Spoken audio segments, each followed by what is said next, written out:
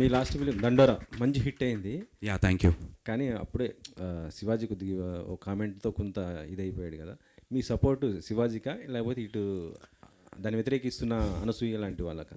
అలా ఏం లేదన్నా, నేను ఒకటైతే చెప్పాలనుకుంటున్నా. ఏదైతే కమెంట్స్ చేశారో శివాజీ గారు, ఆ కమెంట్స్ని ఆయనే ఇది తప్పు ఇలా మాట్లాడటం అని చెప్పి ఆయనే పబ్లిక్ అపాలజీస్ చేశారు.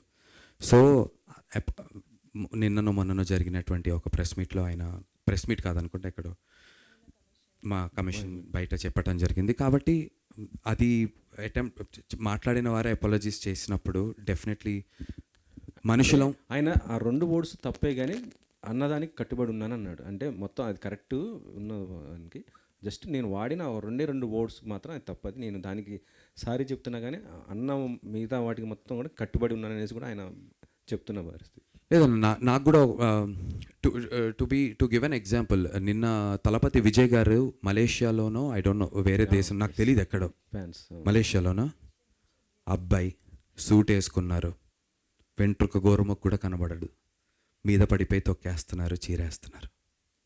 సో నాకు తెలిసి మైండ్ సెట్ అనేది మనకి ఎడ్యుకేషన్ సిస్టమ్ నుంచి చిన్నప్పటి నుంచి మనకి పేట్రియాటిజం ఎలా అయితే దేశభక్తి గురించి చెప్తారో అన్న, ఆడవాళ్ళని ఎలా గౌరవించాలి అనేది కూడా నాకు తెలిసి చిన్నప్పటి నుంచి it should be a part of our curriculum, not just for the boys but also గర్ల్స్కి. ఇంకేదైనా విషయంలో నాకు తెలియదు అది ఏంటనేది, నాకున్నటువంటి దీనికైతే తెలియదు. బట్ ఇలాంటి విషయాలు ఏదో ఒక ప్రెస్ మీట్లోనో ఒక సెలబ్రిటీయో ఆర్ ఇంకొక సెలబ్రిటీయో వీళ్ళు ఒక ఒపీనియన్ చెప్పి వాళ్ళు ఒక ఒపీనియన్ చెప్పి దాని గురించి జరిగి ఒక డిస్కషన్ వారం రోజులు సోషల్ మీడియాలో హైప్ అయ్యి దాని కింద కమెంట్లు కొట్టుకొని సరదాగా టైంపాస్ కంటే కూడా it's a very serious thing that we all got to respect women.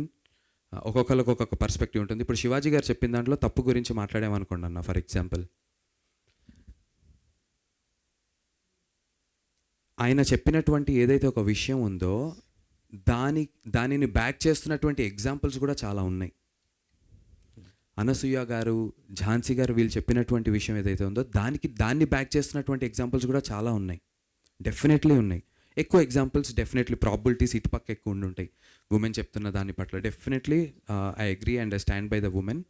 But more than all of this I really think కొంచెం యంగర్ ఏజ్ నుంచే I think we should start training people about how to behave and బయాస్డ్గా అమ్మాయి అబ్బాయిని ఒకటే కాకుండా in generally ఒక మంచి వ్యక్తిగా ఎలా బిహేవ్ చేయాలనేటువంటి విషయాలు చైల్డ్హుడ్ నుంచే మనం ఇన్పుట్స్ చేస్తే చాలా మంచిది అని చెప్పి నేను భావిస్తున్నాను.